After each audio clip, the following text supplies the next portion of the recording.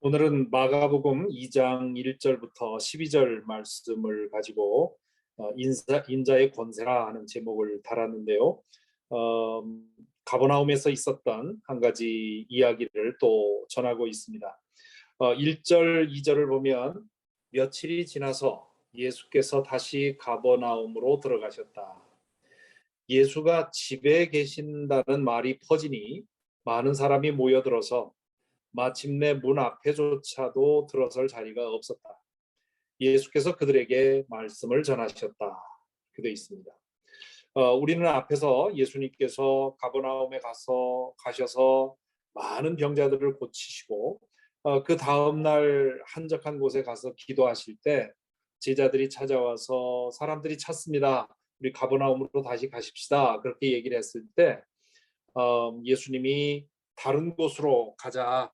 나는 이것을 위해서 왔다고 하는 어, 할 수 있는 한 많은 도시에 복음을 전해야 한다고 하는 말씀을 하시면서 그 다른 동네로 가셨죠. 그리고는 이제 다시 가버나움으로 돌아오신 것입니다. 그래서 이 가버나움은 예수님의 갈릴리 사역의 하나의 거점과 같았습니다. 그래서 그 여러 지역으로 돌아다니시다가 가버나움으로 돌아오시고 거기서 다시 수습해서 또 다니시고 이렇게 되어 있죠.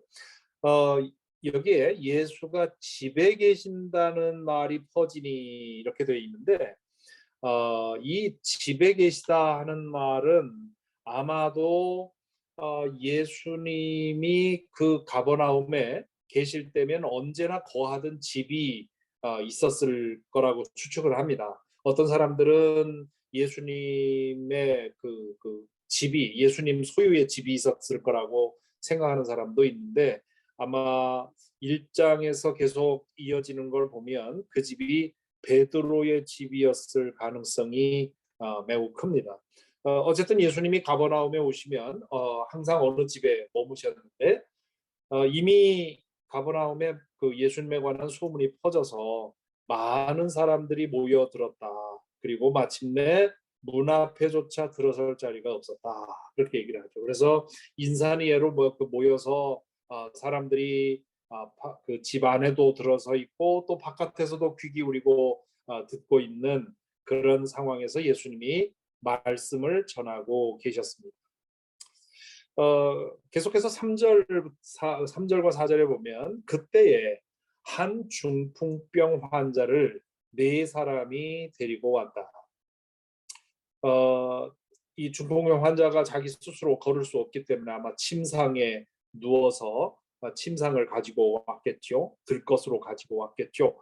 무리 때문에 예수께로 갈 수 없어서 예수가 계신 곳에 이 집을 말하는 거죠. 집의 지붕을 걷어내고 구멍을 뚫어서 중풍병 환자가 누워 있는 자리를 달아내렸다. 이렇게 되어 있습니다. 당시에 예수님 당시에 갈릴리의 가옥의 지붕은 평평했습니다. 그래서 그리고 그곳으로 올라가는 계단이 대개 있었죠. 그리고 그 옥상은 이 물레질을 하거나 혹은 낮잠을 자거나 혹은 기도하는 곳으로 사용이 되었죠. 그래서 사도행전 10장에 보면 그 베드로도 그 옥상에서 기도하는 중에 이 어, 환상을 보고 이제 그러곤 했습니다. 그러니까 이 중풍병 환자를 이 내 친구가 데리고 옥상으로 올라가서 그것을 뜯고 이제 환자를 예수님이 있는 곳으로 달아 내렸다는 겁니다. 이제 뚫그 해치고 들어갈 수는 없었기 때문에. 자, 그런데 여기서 잠시 상상을 해봐야 하는데요. 이 친구들의 행동이 집주인에게 커다란 피해를 입힌 겁니다. 이건 뭐 무례함도 보통 무례함이 아니죠. 그것을 수리하는데 얼마나 많은 비용을 들였는지 모르겠습니다. 그걸 각오한 거죠. 또 그 꽉 찬 그 방에서 예수님이 말씀하고 계시는데 갑자기 그 천장이 뚫어지고 했다면 거기서 떨어지는 먼지나 뭐 이런 것들이 또 굉장히 많았겠죠. 그러니까 거기 모여있던 사람들에게는 큰 불편이 되었습니다. 그런데 이 친구들은 그 모든 손해와 비난을 감수하고 그렇게 한 거죠. 그러니까 이 행동에는 두 가지 의미가 있는데, 첫째는 그만큼 간절했다는 뜻이고, 어, 이번에 우리 친구가 꼭 그 치료를 받아야 한다는 그런 간절함이 있었다는 뜻이고, 또 하나는 그만큼 예수님을 믿었다는 뜻이죠. 저분 앞에 가면 분명히 고침을 받는다. 그렇다면 우리 친구가 고침을 받고 회복이 된다면 이 모든 손해라고 하는 것은 doesn't make any trouble.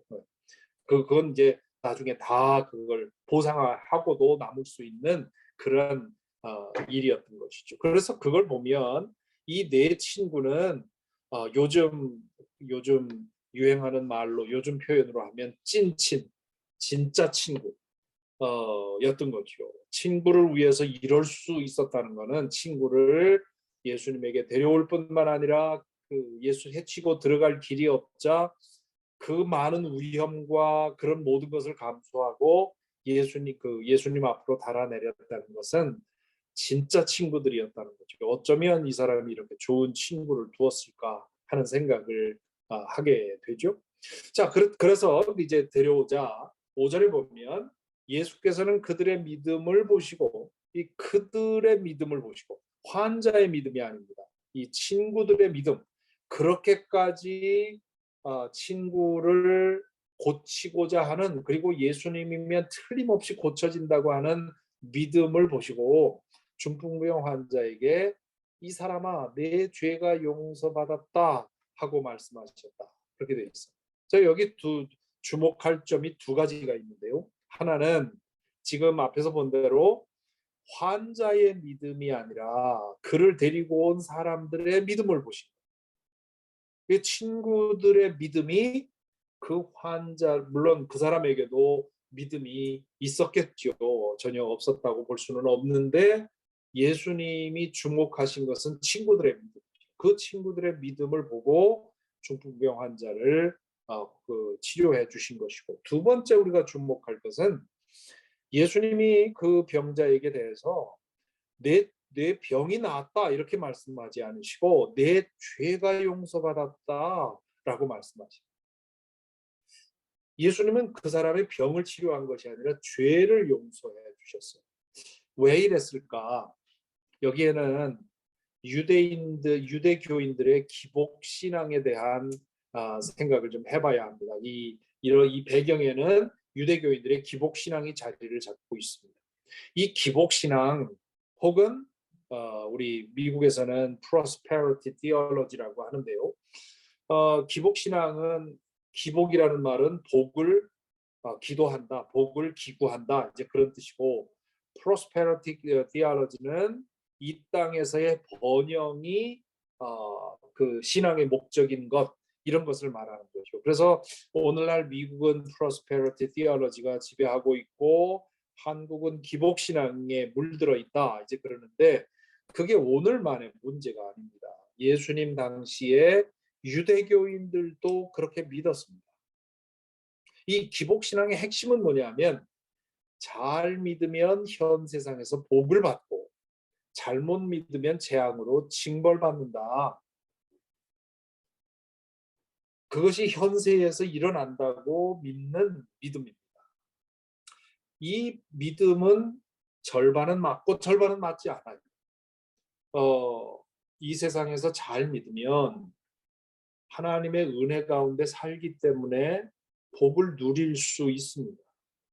그러나 그걸 뒤집으면 어떻게 되느냐 하면 현세에서 누리는 복, 건강, 부, 명예, 성공 이런 걸 말하는 거죠.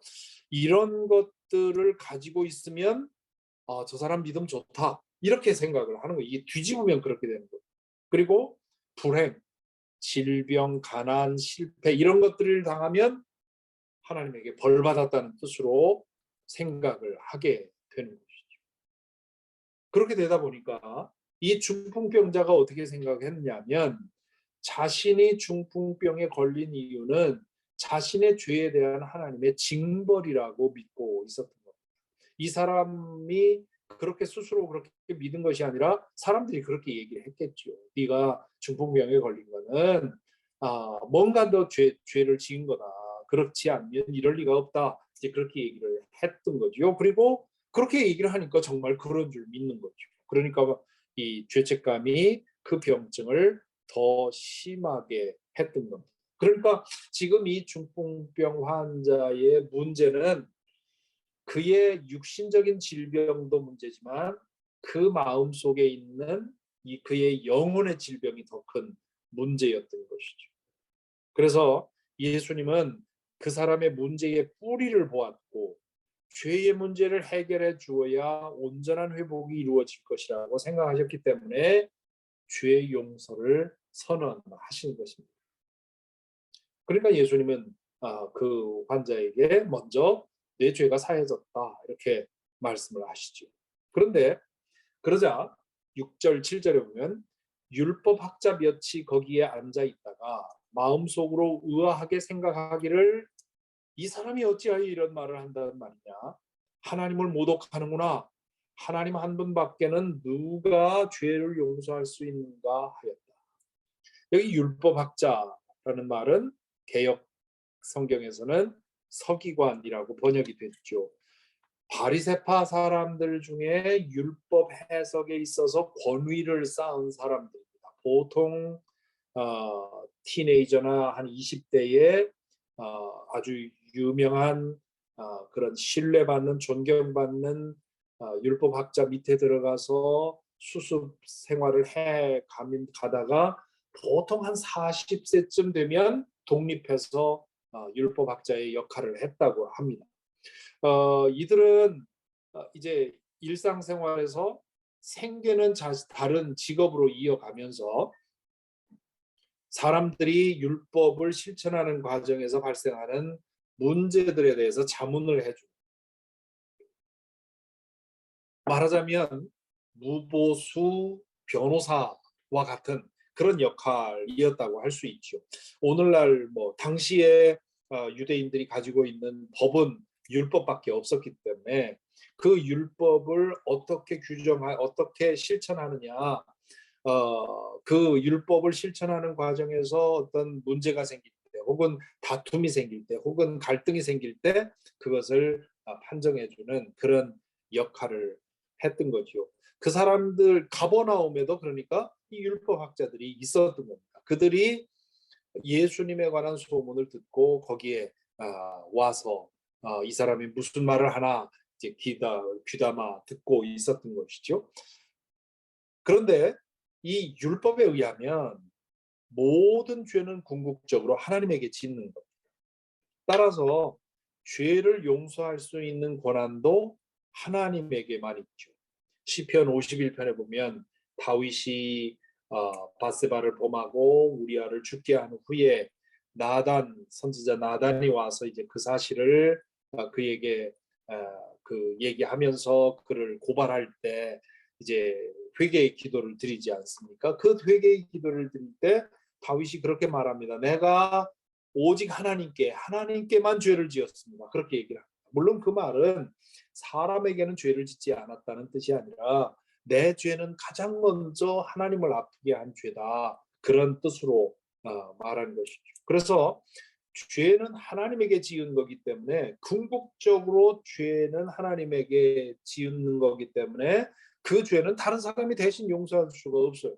만약에 어떤 사람이 저에게 큰 잘못을 했단 말이에요. 그러면 그 죄를 그 사람에게 용서해 줄 수 있는 사람은 나밖에 없습니다. 만약에 다른 사람이 대신해서 내가 너 김 목사에게 잘못했는데 내가 그 죄를 용서해 준다. 그러면 그거는 실효성도 없을 뿐만 아니라 저를 무시하는 행동이죠. 그러니까 지금 이 율법학자들이 예수님이 하시는 말씀을 듣고 어라?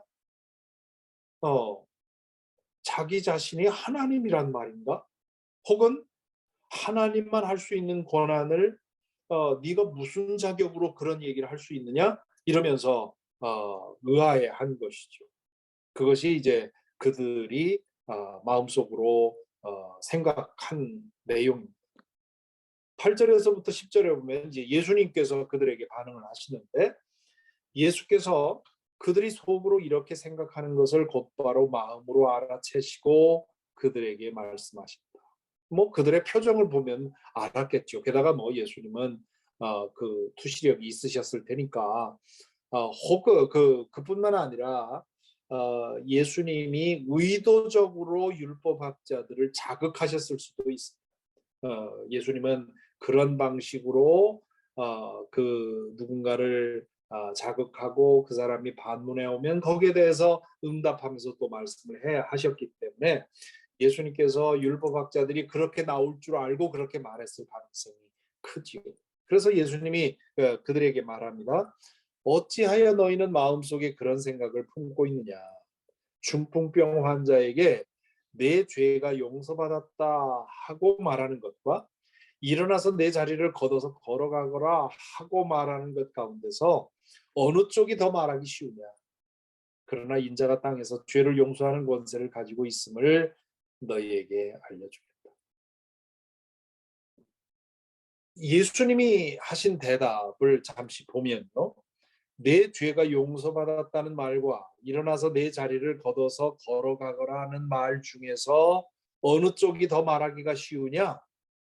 이건 좀 번역이 잘못됐습니다. 개역개정 번역이 더 좋은데요. 내 죄가 용서받았다는 말과 일어나서 내 자리를 걷어서 걸어가거라 하는 말 중에서 어느 것이 쉽겠느냐? 이렇게 번역해 오 있습니다. 그러니까 어떤 일이 더 일어나기가 어려우냐? 그런 뜻이죠. 죄 용서받는 게 어렵겠느냐? 중풍병 환자가 일어나는 게 어렵겠느냐? 어느 것이 더 쉽겠느냐? 그런 질문인 거죠. 말할 것도 없이 내 죄가 용서받았다고 말하는 게 더 쉽습니다. 왜 그렇습니까? 그 죄가 용서받았는지 안 받았는지 증명할 길이 없지 않습니까? 그러나 만약에 예수님이 일어나서 내 자리를 걷어서 걸어가거라 라고 했을 때, 만약에 그가 일어날 수 없다면 그러면 예수님의 권위는 그냥 무너져 버리는 거죠.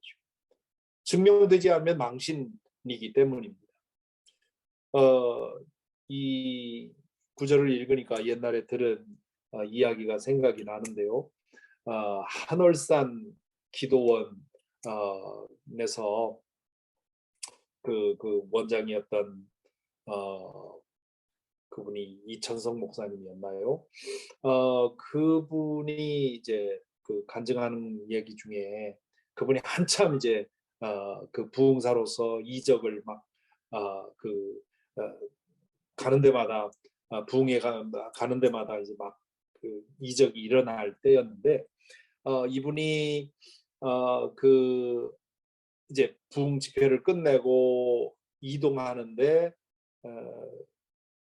그 기차를 탔대요. 그런데 그 기차에 다리를 저는 아주 어린아이가 소아마비에 걸려서 다리를 절고 있는데, 어, 그분 마음에, 이 목사님 마음에 가서 저 아이를 붙들고 기도하면 그 나을 것 같더라는 거죠. 그래서는 그 사람들이 가득 차 있는 그 기차 그 칸에서 그 어머니에게 허락을 구하고는 그 사람들이 보는 앞에서 뜨겁게 기도한 거예요. 그러면서 예수 그리스도의 이름으로 명하노니 그 나으라고 이제 그렇게 기도를 했는데, 그러면서 낫기를 바라면서 뭔가 변화 일어나기를 바라면서 뜨겁게 기도했는데 아무리 기도해도 안 되더래. 어, 좀 전에 집회하던 곳에서 막 여러 가지 기적이 일어났는데, 그래가지고는 결국 식은 땀만 빼다가 그 기도를 마치고는 그 어머니에게 미안하다 하고서는 이제 그 기차 칸에 더 이상 있을 수 없어서 다음 칸으로 옮겨서 이제 왔다. 이제 그랬는데 몇 년 후에 하늘산 기도원에 어떤 청년이 왔는데, 그 청년이 간증을 하면서 그런 얘기를 했다는 거예요. 수년 전에 기찻간에서 우리 이 목사님이 나를 위해서 기도해 주셨는데 그때 아무 일도 일어나지 않고 이분은 식은땀만 내다가 망신당하고 갔는데, 그런데 그 후로 집에 돌아가서 그 다리가 점점 좋아져서 지금 완쾌되어서 정상인으로 살고 있다고 그러면서 이제 얘기를 했다는 그런 얘기를 들었습니다.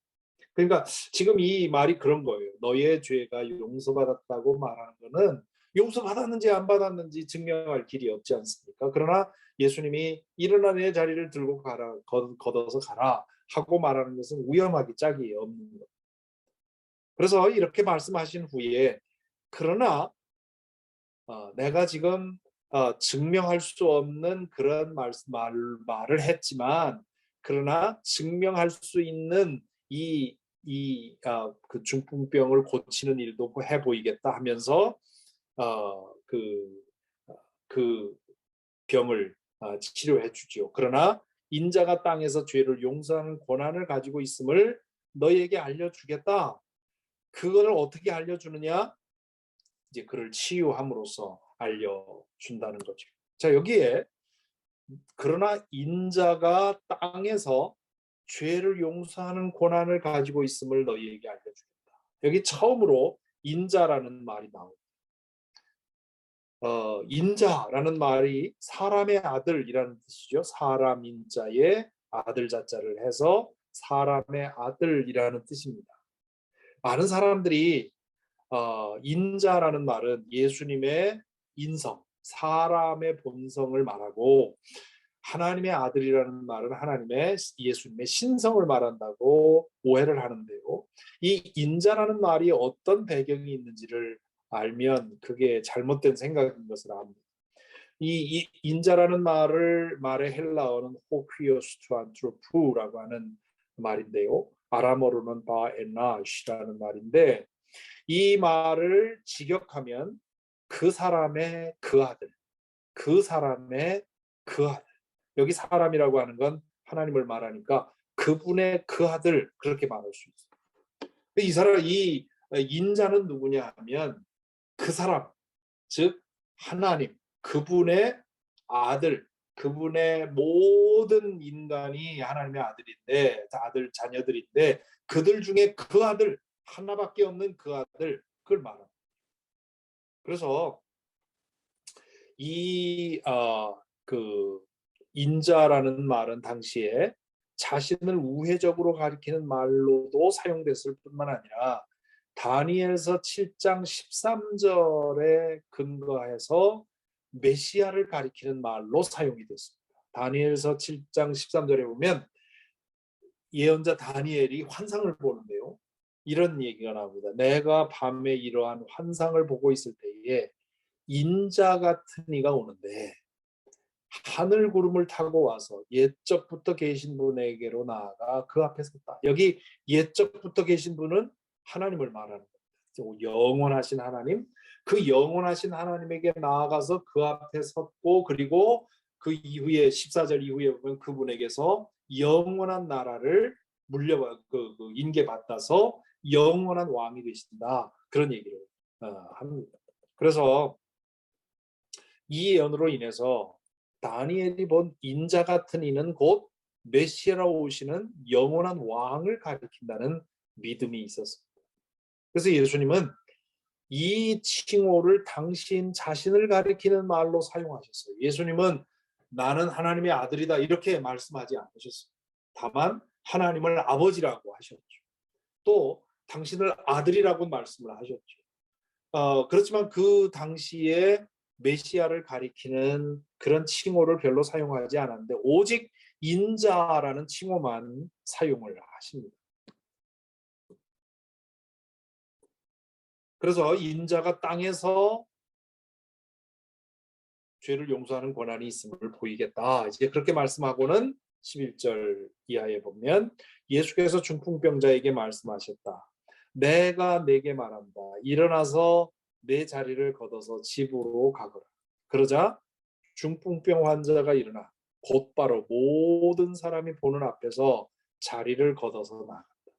사람들은 모두 크게 놀라서 하나님을 찬양하고 우리는 이런 일을 본 적이 없다고 말합니다. 자, 그래서 이번에는 일어나서 내 자리를 걷어서 집으로 가거라라고 명령하시죠. 그 질병의 뿌리인 죄책감을 먼저 해결하시고 그 다음에 육신을 고쳐 주셨죠. 무리는 이 일을 보고 하나님을 찬양합니다. 하나님께서 메시아를 보내주셔서 그 메시아를 통해서 우리에게 이런 일을 이루셨다고 감사한 거죠. 그 예수님은 그분이 하시는 일을 통해서 사람들로 하여금 하나님을 보게 했죠. 우리 사람들, 거짓 메시아는 어떤 일을 통해서 자기에게 집중하게 만듭니다. 그것이 많은 사이비 종교 교주들이 하는 일이죠. 자기 자신이 영광받고 자기 자신이 드러나는 건데, 예수님은 그런 일을 통해서 사람들로 하여금 하나님을 보게 하고 하나님을 찬양하게 했죠. 그리고 우리는 이런 일을 전혀 본 적이 없다라고 말하는 것은 앞에서 1장 27절에서 이것은 권위 있는 새로운 가르침이다 라고 말한 것과 같은, 전혀 새로운 것이 우리에게 지금 일어나고 있다고 하는 그런 흥분이 여기서 느껴집니다. 그래서 오늘 이 가버나움의 중풍병 환자를 고친 이야기를 통해서 우리는 예수님에 대해서 생각을 해보는데요. 예수님이 누구냐? 이 이야기는 예수님이 인자로 오신 분이다. 앞에서 말한 대로 예수님은 하나님의 아들이라는 칭호는 사용하지 않으셨습니다. 그 대신에 인자, 그분의 그 아들이라는 칭호를 사용하셨죠. 그것은 나는 다니엘이 환상에서 본 것처럼 마지막 날에 하나님으로부터 영원한 나라를 이어받아 영원한 통치를 할 그런 영원한 왕이라고 하는 것을 암시하기 위한 그런 화법이라고 볼 수 있습니다. 그래서 예수님은 당시에 그 갈릴리 군중들이 메시아일 거라고 생각할 수 있는 그런 타이틀은, 그런 호칭호는 다 제쳐두고 저게 뭐지? 예수님이 저분이 자기 자신을 인자라고 부르는 걸 통해서 무슨 얘기를 하려고 하는 거지? 이런 의문을 가지게 만듭니다. 그러니까 이 인자라는 칭호도 예수님이 자기 자신의 정체를 감추기 위한 그런 칭호였다고 볼 수가 있습니다. 다만 부활하신 후에 우리는 예수님이 왜 당신을 인자라고 불렀는지 알게 되는 거죠. 그리고 예수님은 죄 사함의 권세를 가지신 분입니다. 그분은 성자로서 성부 하나님의 권세를 공유하신 분이다. 그리고 예수님은 온갖 질병을 치료하시는 분, 이것은 바로 예언자 이사야를 통해서 하나님께서 마지막에 메시아가 오게 되면 모든 어긋난 것을 치료하시려고 하는 그런 예언을 기억하게 만들어 줍니다. 자, 그렇다면 우리 예수를 믿는 제자들에 대해서 오늘 이야기는 무엇을 의미하는, 무엇을 어떤 교훈을 주는가? 첫째는 이 중풍병자의 친구들의 모범을 봅니다. 이들은 예수님의 능력에 대해서 의심 없이 믿었고요. 그리고 그 믿음대로 행동을 했습니다. 아주 위험한 행동을 했죠. 만약에 그 일이 일어나지 않았더라면 그들은 거기 있는 사람들로부터 폭행을 당했을지도 모를 만큼 참 위험한 행동이었습니다. 그런데 거기에서 그 중풍병 환자가 치유받자 사람들이 그 불편과 손해와 그 모든 것, 그 먼지를 뒤집어 쓴 거는 전혀 생각하지 않고 하나님께 찬양을 드렸다. 그래서 이 예수님에 대한 이 친구들의 믿음, 그리고 그 믿음에 근거한 그들의 행동을 통해서 그 믿음을 보게 됩니다. 또 이 친구들의 행동은 중보기도에 대한 아주 좋은 상징입니다. 중보기도란 뭐냐? 중보기도가 우리가 다른 누구를 위해서 기도할 때 그 두 가지 근거가 있습니다. 첫째는 예수님에 대한 믿음, 예수님께서 이것을 이루어 주시려고 하는 믿음이 있어야 되는 거고요. 두 번째는 그 상대방에 대한 사랑이 있어요. 이 예수님에 대한 믿음과 상대방에 대한 사랑이 있으면 중보기도가 저절로 터져 나옵니다. 그런데 이 중보기도란 뭐냐? 기도의 줄로 그 사람을 예수님 앞에 데려다 놓는 겁니다. 그리고 그 데려다 놨을 때 그 사람을 치료해 줄 거냐 말 거냐, 그 사람을 어떻게 할 거냐는 예수님이 하실 일이죠. 그것까지 우리가 이래라 저래라 할 수 없습니다. 만약에 예수님이 그 친구들의 믿음을 보시고 그를 주셨는데 그렇게 안 할 수도 있죠. 예수님이 뭐 결정하는 대로 하는 겁니다. 그러니까 그거는 전적으로 예수님께 맡기고 우리는 그 사람에 대한 사랑과 예수님께서 어떤 일이든 하시리라고 하는 믿음을 가지고 기도의 줄로 그 사람을 예수님 앞에 옮겨 놓는, 그것이 우리가 우리의 사랑하는 사람을 위해서 기도할 때 일어나는 일이죠. 그리고 여기 쓰지는 않았지만 또 하나 오늘 이 예수님의 이야기를 통해서 우리가 배울 것은 외면만 보지 말라.